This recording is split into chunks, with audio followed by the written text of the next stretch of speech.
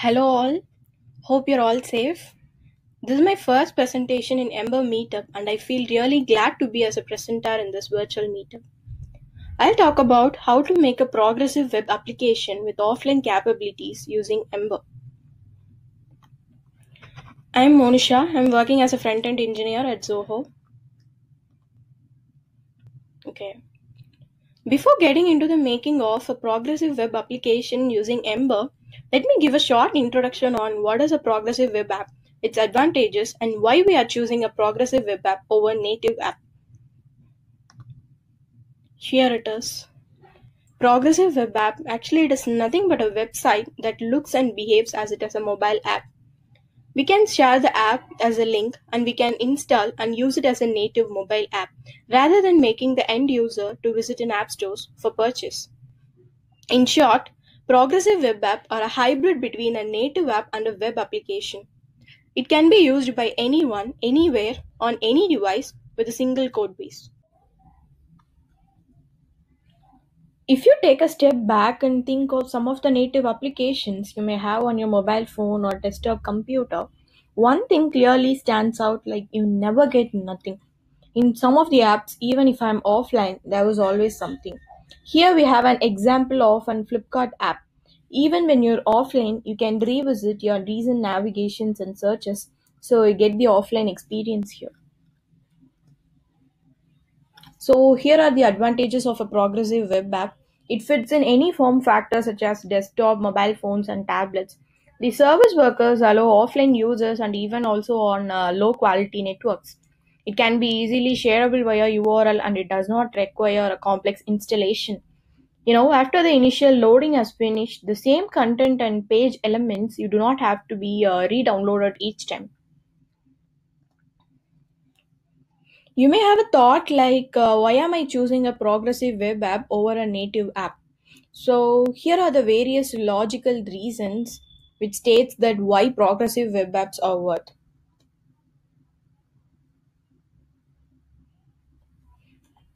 Different developers are familiar with different JavaScript frameworks, so this could be achieved on all possible JavaScript frameworks. You don't need separate developers for each platforms like web and mobile. You can use the regular web developers and use them on both web and mobile development. In that way, there will be a consistency in UI also. The native apps are easier to place in stores like App Store or Play Store, but progressive web apps still have greater visibility. Like these are app imitating web pages, so you can find your app online, not in stores, and also you can share the URL of any app page. The best feature of progressive web app is it saves you in the memory.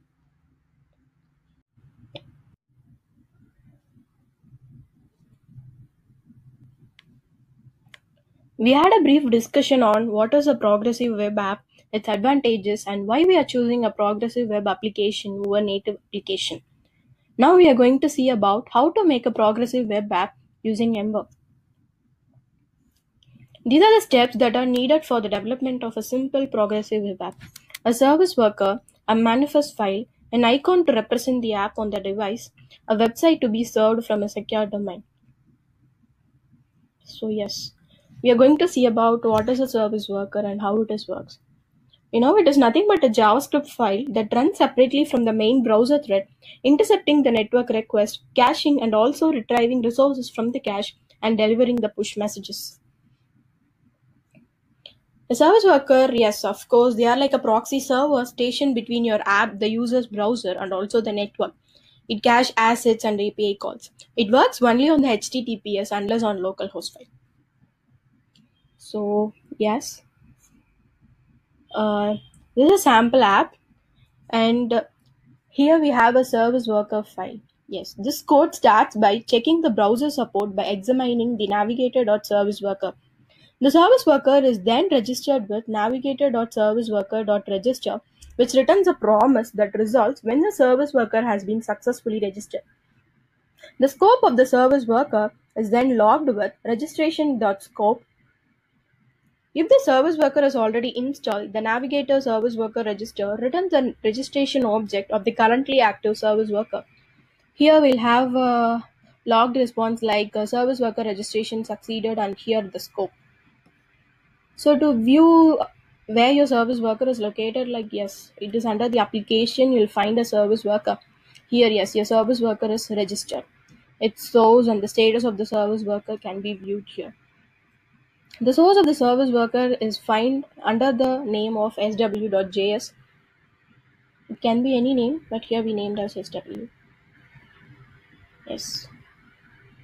It is found under the root of the file. The main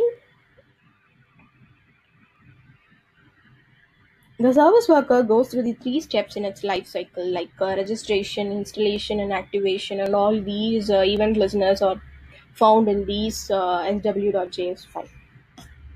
Now, how do we write the service worker using Ember? Okay, actually, it is we can made it easier with Ember. Like Ember service worker takes care of compiling and registering your service worker script. You don't need to waste time on writing the boilerplate of the code. Here to get started with Ember Service Worker, you can install the add-on in your device or in your existing Ember product, like Ember Service Worker, this add-on. If you now rebuild and visit your Ember app, it should install a Service Worker when the page loads. Okay, now the Service Worker is installed. What we can do again, is to make the app offline. Let's now add some plugins to make the app offline first. So these are the plugins: Ember Service Worker Index and Ember Service Worker Asset Cache. These plugins will take care of caching your index.html page and all those static assets. If you again restart, rebuild, and visit your Ember app, it caches your index.html file and all those static assets. Okay, now yes, let me show you a demo. Now I'm making the app offline. Yes, and now I'm refreshing the page. See, all these are written from the service worker cache. So yes, these are the assets written from the service worker. You will find the status code here that is from the service worker. Yes, now your app is offline. Okay, then you'll have a question like these plugins will cache all those static assets and HTML. What about those APIs that return the data for an app? Yes, we have another add-on called Ember Service Worker Cache Fallback. This plugin will cache any request that you configure to do it so, but will serve the contents from the cache when the resource won't load. To configure which resources it should cache, we need to add some configuration to Ember CLI build. It will be found under the root of your project. So here is an example configuration. We have the patterns property here. The patterns property in the cache fallback configuration should be an array of regular expressions. Okay, an array of regular expressions. In this example, it is configured to cache anything resource of which the URL starts with API/v1, uh, beginning with the API v1. So in our code, we'll have this. Yes, we'll have these the API which are beginning from API.1 weather map.org and also the service worker registration file. We are catching these. Okay, now if I'm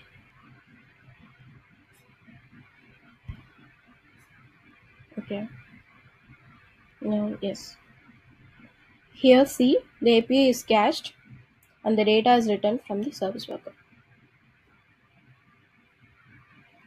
The service worker done its part. Okay. Yes. Then we are going to see about the manifest file. The web app manifest is nothing but a JSON file that tells the browser about your progressive web app and how it should behave when installed on users' desktop or even the mobile devices. Actually, a typical manifest file will include the app name to get served and also the icons. See, the app is a PW app, so it should be installed both in your laptop or mobile phone. So it should have an icon, right? So the icon the app should use, and the URL that should be opened when the app is launched. So yes, this is the example of a manifest file. These are the properties, key manifest properties of a JSON, of this JSON file. So first we'll have a short name or name. You must provide at least the short name or name property. Both are provided. The short name is used on your home screen launcher or other places. Icons are you can have those icons in your as a browser home screen and all those things. For Chrome, you must provide at least 192 pixel or 512 pixel. If only those two icon sizes are provided, Chrome will automatically scale the icons to fit the device. Then start URL. The start URL is nothing but it tells the browser where your application should start when it is launched and prevent the app from starting on whatever the page the user was on when they added your app to their home screen. Background color is nothing but your background color that is displayed on the splash screen. And display, yes, you can customize your browser UI on this display. We have several properties that should be used on display, like full screen, standalone, minimal UI, and all. Scope. Actually, the scope defines the set of URL that the browser considers to be within your app and is used to decide when the user has left the app. So mainly, the scope attribute can be a relative path or any high level path, which would allow for an increase in cover of navigations on your web app. Theme color, it's nothing but a theme color that should be displayed on your toolbar. And shortcuts is nothing but an array of objects whose goal to provide a quick access to key tasks within your app. So each member of these shortcuts will have at least a name and a URL. So here you also have a short name and description for the shortcut. Here your manifest file can also be found under this application. Yes, we have manifest here. Right. I'm having an offline. Okay. When I refresh, yes, I'll have these manifest just JSON file where you will see that name, short name, start URL, theme color, icons, and all. Okay. Once it is done, wow, we can make the app installable. So yes, we can make the app installable. As I previously said, on localhost, the service worker will get work. So now, if you see, you'll have these install. So when I click these install, you'll ask like this. When I click install, this will be loaded here. And when I open this, yes, you'll have this screen like this. So whatever I'm displaying here in the URL will be displayed there. So yes, here it is. We'll find this app.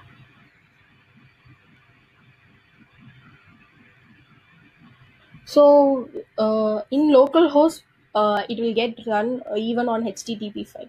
On converting to HTTPS, you can host your code into GitHub or some other platforms to make your app secure. So this is a mobile view, and I'm open the link. It will ask the location permission, device location permission. On allowing, this will be displayed here, and it will ask add weather to home screen. On clicking OK, it'll add. You'll have this like this, and when I'm long press, you will see all those shortcuts.